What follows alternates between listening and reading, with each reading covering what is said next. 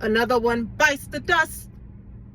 So I just saw reports that Stephen Colbert, the late night talk show host, announced that his show will be canceled and that next year will be his final season.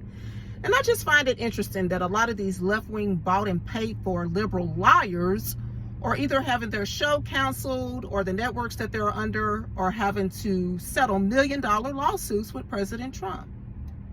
And this is what you get when you practice activism and divisionism. You had Don Lemon, okay? You had Jim Acosta, who was moved from the daytime to the nighttime midnight hour and therefore decided to quit.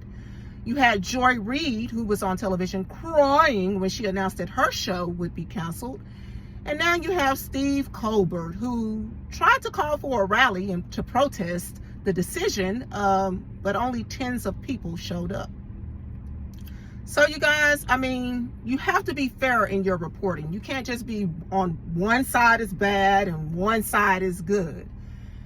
For example, you remember over the 4th of July weekend when the Department of Justice and FBI came out and said or announced that they would be closing the Epstein case due to not finding any evidence of a client's list?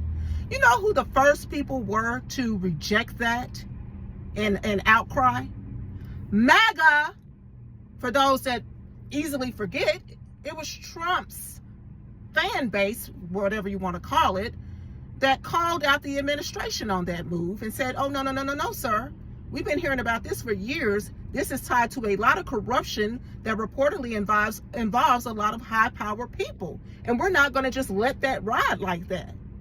Yeah, MAGA.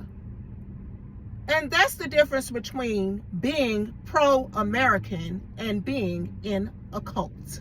You call out whoever is wrong, okay? No matter what side they're on.